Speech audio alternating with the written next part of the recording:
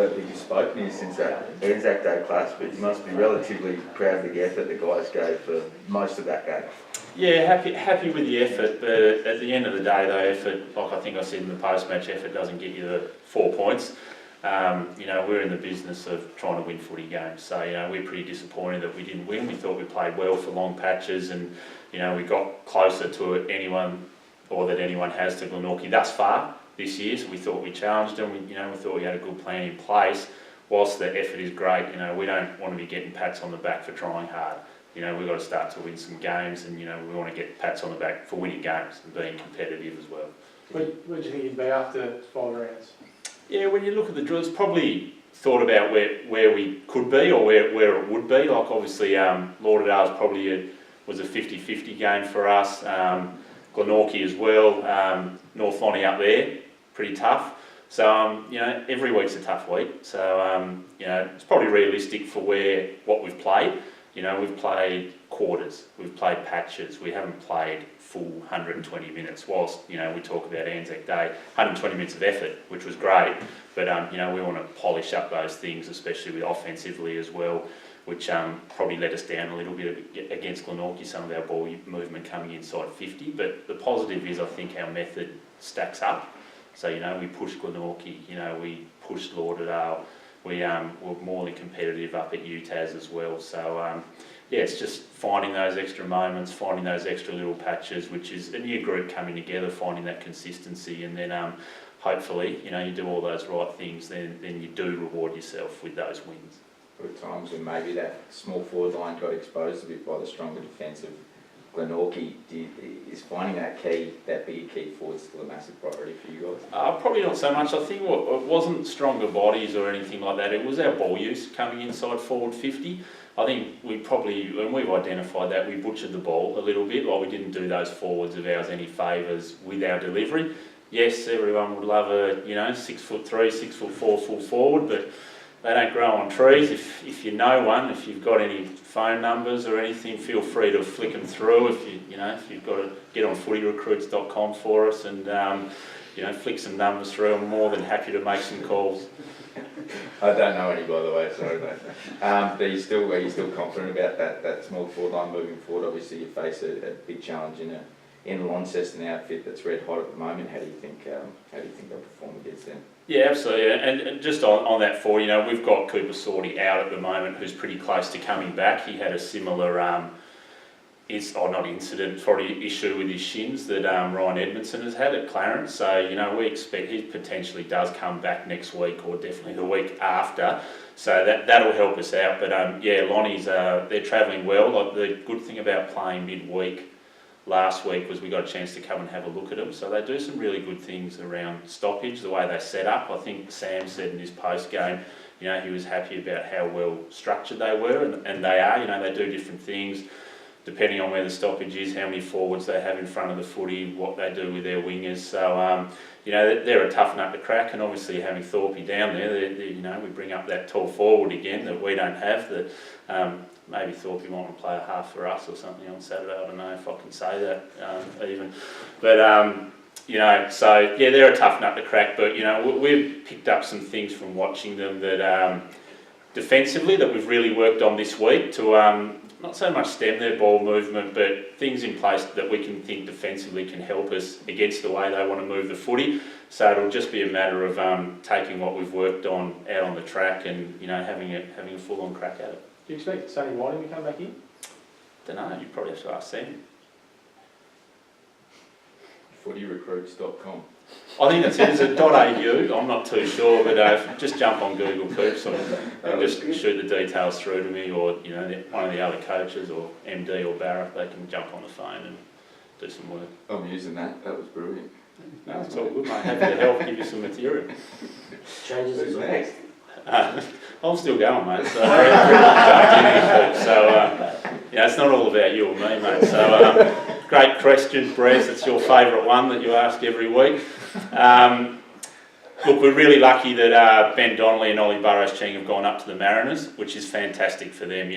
Benny Donnelly, he's had a bit of a battle with his body over the course of the pre-season. He's got better every week as he's played with us, so he gets his chance at Mariners.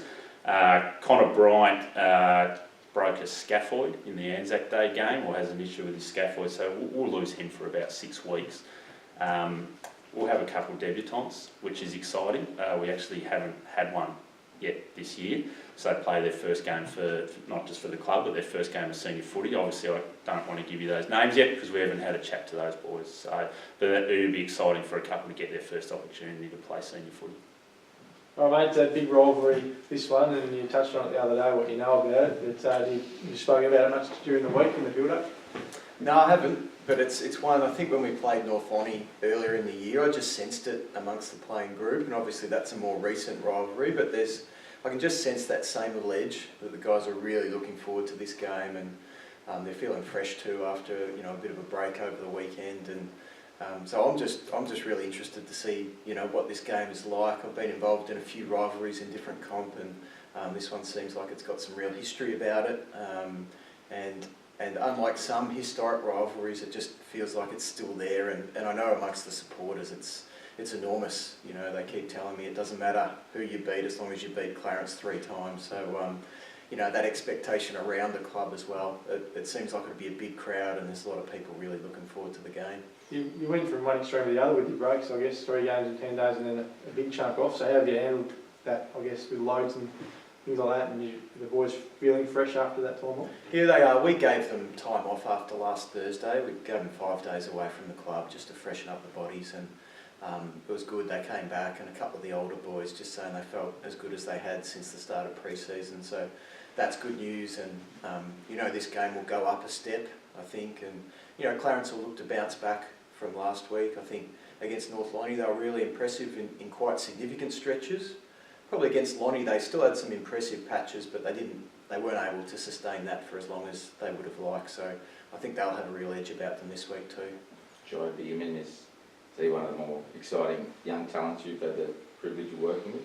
Well, I haven't worked with too many 15-year-olds in senior footy, and I do have to remind myself sometimes he is 15, and he gets a setup wrong, or gets some of those minor things wrong where you get frustrated as a coach, and you just have to remember I've got to work with him. And I guess a lot of the stuff we look at, there's just such massive room for improvement in a number of areas of his game, but the pure ability to do things with the football and read the football, he's a real natural talent.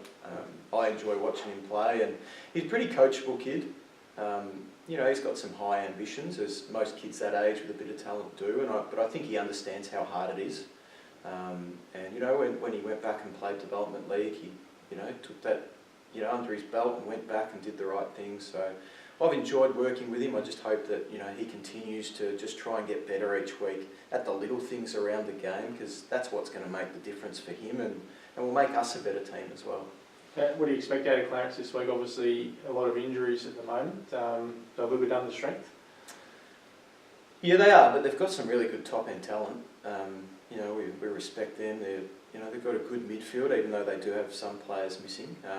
And again, they had patches against Lonnie where even though they were beaten in that area, they had patches where they got on top. They don't like to give you back the ball. They like to possess the ball, but they have the ability to possess it really quickly in a couple of different ways. So that's challenging. When they get that going, they can really get over the back and get deep entries. And then they press up really hard behind the footy. And we saw that last quarter against North Launceston. They played the game pretty much within 70 metres of their goal for most of the quarter. And so they've got some good strings to their bow. They've got some really good talent, some experienced players, and so all our guys respect them.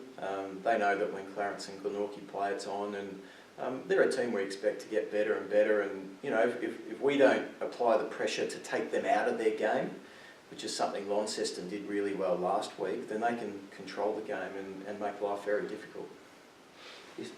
Travelling along all right, mate, at the moment. You're undefeated so far. How important is it to stay on top of the ladder, or is that just a byproduct of the way you're going about it? Yeah, I don't think staying on top of the ladder is so important. I mean, at the end of the day, it's how you're playing later in the year that really matters. Obviously, the way we play now is important. And, call me silly, but I prefer in some games for us to play some really good footy and lose than play terrible and win and create some bad habits. Now, so far we've played pretty good. You know, I think we've been around that 7 or 8 out of 10, which is, at this time of year, is pretty good. There's definite room for improvement though. You know, we spent a lot of time this week watching behind the goals vision and just seeing the little things that, you know, had perhaps just slipped a little or just we haven't quite clicked yet. So we're hoping this week that, you know, from that session we can really add another string to our defensive bow in particular, which has been good so far. I can't complain. You know, we're keeping teams to sort of 5 to 8 goals, so that's a good result, but we can get a lot better, and we have to, because teams like Clarence are going to get a lot better as the year goes on too. Changes for you guys, mate? Are you full strength? Oh, we're not full strength. I mean, we've got a few really good players out, but we don't like to talk about them because the guys who are in at the moment are doing a great job, and that's our best 22. We've got a young fella, Aaron Brennan, coming in this week. I haven't told him yet, so he'll probably have a look at this if he's online. He'll get real excited, but he's just been playing great footy in the development league, and you know, our development league team hasn't lost a game, and we've got probably 5 or 6 teenagers who have just been playing the house down. And I keep wanting to get them a game, but it's hard because the senior team's playing well. But hopefully with Aaron coming in, it's a great message to all those guys that, you know, the spot's there if you just keep knocking on the door. How old is he? 19. And what position does he play? He can play anywhere really. Like, he can play as a small defender on ball or as a pressure forward. We'll sort of work at the balance, but he could end up in a couple of those spots this week. So who are you missing out of your sort of core group? As I said, we don't like to talk about those guys just because, you know, we want to keep the focus on the guys who are doing a really good job. But as I told Tom earlier in the year, there's internet to have a look and see who those guys are. That was a bit rich coming from you, so I've seen your phone since then. Well, I don't have the internet, you can tell that from my phone. Yeah, I've got the Croc phone apparently, which is going well. Sweet, thanks But mate. look, one thing I did just want to touch on was there's a lot of talk around this review, and what I keep hearing is Mariners and Devils. It's like we're looking at the top end of the pathway rather than focusing down the bottom end where maybe the pathway's a little bit muddy. And I think the big issue here is that we have something like 0.8 youth teams for every senior team in the state. That's the big issue we have at the moment, is we've got all these junior numbers and we've got a lot of senior teams, and they're all dropping away at youth level for one reason or another. And it's a big concern. And we need to fix the bottom end of that pathway through the youth. And yeah, look at the Mariners, look at the Devils, that's great. Look at the TSL and how we can fix it. But if you don't fix the youth issue, the flow-on effects for that will mean that the Mariners and the Devils and the TSL can't be what they potentially could be. So I think it's so important the review really looks at the sore and not just the symptoms. Is there something that stuck out for you straight away after you moved down here? Yeah, absolutely. Now, I've spoken about it before, like in our zone last year, there wasn't one under-16 team in our entire zone. You know, that's staggering. This year we've got one, and we've got just enough for a team. You know, next year we should be able to build on that and increase numbers, but it's really unhealthy, and I'm sure that we're not the only TSL team that looks around at sort of youth numbers and thinks, well, geez, where are the next group of players coming from?